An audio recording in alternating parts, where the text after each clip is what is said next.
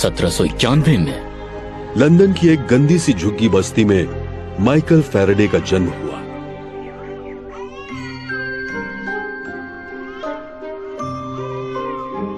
वो पढ़ाई में बिल्कुल अच्छे नहीं थे।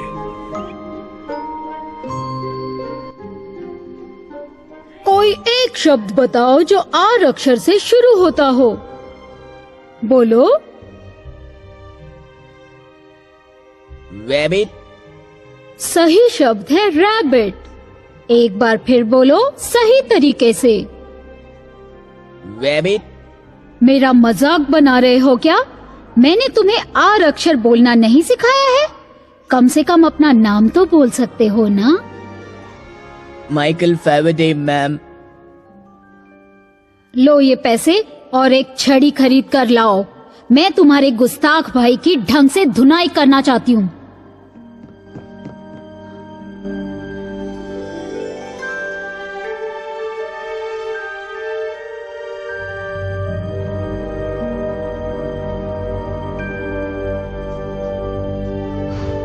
कहते हैं उस दिन के बाद माइकल फैराडे कभी दोबारा स्कूल नहीं गए।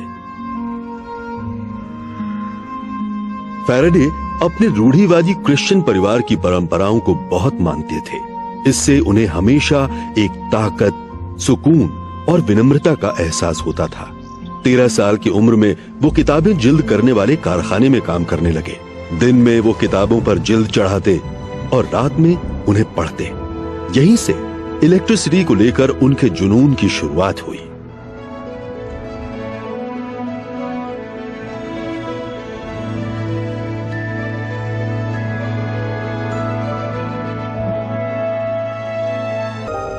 उस शो की शुरुआत यहां लंदन के रॉयल इंस्टीट्यूशन में हुई थी। हम्फ्री डेवी न सिर्फ उस दौर के माने हुए वैज्ञानिक थे, बल्कि उन्होंने कई केमिकल एलिमेंट्स भी खोजे थे, जैसे कि कैल्शियम और सोडियम। वो एक मंझे हुए शोमैन भी थे। इलेक्ट्रिसिटी का उनका शो लोगों को बेहद पसंद आता था। रोशनी थोड़ी कम कर दीजिए। अब मैं आपको उन 2000 ताकतवर केमिकल बैटरीज की ताकत दिखाऊंगा जो हमारे पैरों के नीचे हैं, बेसमेंट में मौजूद हैं। और अब सांसें थाम कर देखिए इलेक्ट्रिसिटी की जबरदस्त ताकत किस तरह हमारे आने वाले कल को रोशन कर सकती है।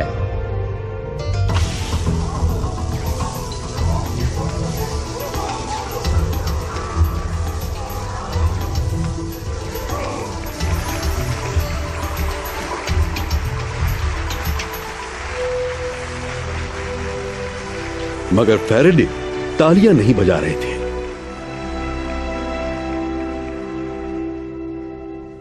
वो डेवी के भाषण का एक एक शब्द लिख रहे थे। बुक बाइंडिंग का काम उन्हें आता था, इसलिए उन्होंने उसे इस किताब की शक्ल में बाइंड कर लिया। शायद ये तोहफा देने से उस महान वैज्ञानिक के पास जाने का मौका मिल जाए।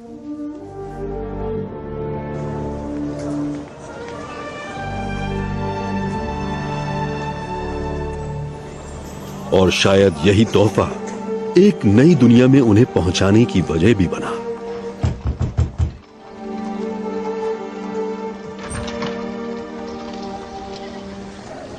गुड डे सर, मैं ये पार्सल सर हम्फ्री को पहुंचाना चाहता हूं।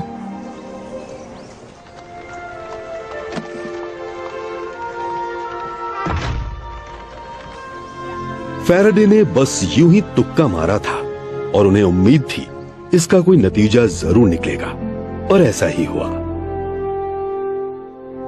सर, आपका एक्सपेरिमेंट तैयार है।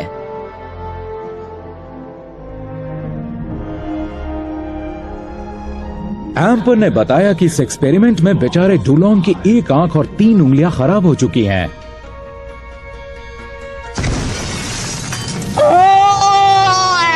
मेरी आंखें! मेरी आंखें!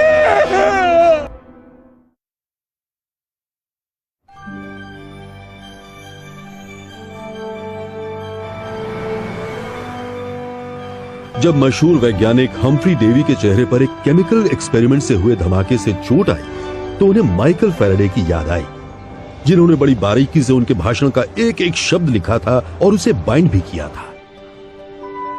तुम्हारी यादाश्त काबिल तारीफ है नौजवान। मुझे भी फिलहाल एक सेक्रेटरी की सख्त जरूरत है। सर, विज्ञान की सेवा करना तो मेरा सपना रहा है। मेरे ख्याल से तुम बुक बाइंडिंग का ही काम करते रहो। विज्ञान तुम्हारे बस का नहीं है। और वैसे भी तुम्हारी जो माली हालत है उसमें तुम्हारे पास कोई काम धंधा तो जरूर होना चाहिए। धंधे तो लोग सिर्फ अपनी खातिर करते हैं, वैज्ञानिक तो पूरे समाज के बारे में सोचते हैं सर।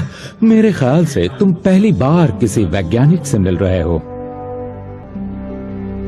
जल्द ही फैराडे ने डेवी का सारा काम संभाल लिया। कुछ दिनों के लिए मिला काम पक्की नौकरी में बदल गया और रॉयल इंस्टीट्यूशन उनके लिए घर की तरह हो गया। दिन में वो लैब में डेवी की मदद करते थे। शाम होते ही वो सीढ़ियां चढ़कर ऊपर अपने छोटे से अपार्टमेंट में पहुंच जाते, जहां उनकी पत्नी सैरा उनका इंतजार कर रही होती थी।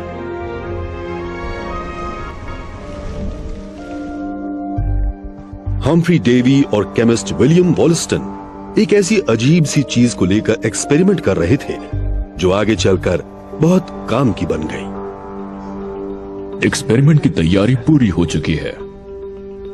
सर्किट बंद करो डेवी और ध्यान से देखो। ये सुई आखिर इस तार से दूर क्यों भाग रही है? काश मुझे पता होता, मगर लगता है इलेक्ट्रिक करंट की वजह से ये तार एक चुंबक की तरह बर्ताव कर रहा है। इलेक्ट्रिसिटी और मैग्नेटिज्म में जरूर कोई रिश्ता है। अगर ये लगातार घूमे तो कितना अच्छा हो। जरा सोचो, अगर हमने इन ताकतों को काम में लिया तो क्या से क्या हो सकता है। जब तुम्हारी सफाई खत्म हो जाए फैराडे, तो तुम भी इस पर हाथ आजमाने की कोशिश करना। डेवी भले ही अपने नौजवान असिस्टेंट का मजाक उड़ा रहे थे, मगर फैराडे ने तो कुछ और ही ठान रखा था।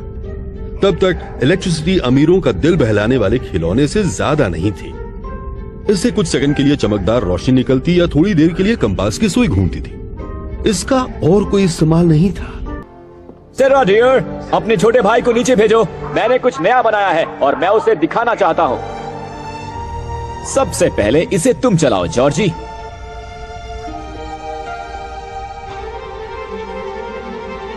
ये लो, चल पड़ी, ये चल पड़ी।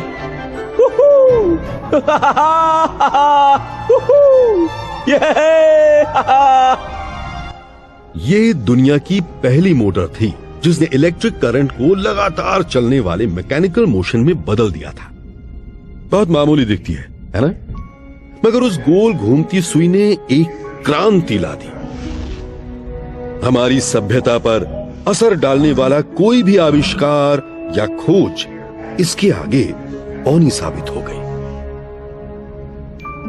जरा सोच कर देखिए, आज जो भी बिजनेस, कारखाने, टेक्नोलॉजी और हमारे रहन सहन के तौर तरीके हैं, उन सब की शुरुआत माइकल फैराडे की लैब के उस छोटे से एक्सपेरिमेंट से हुई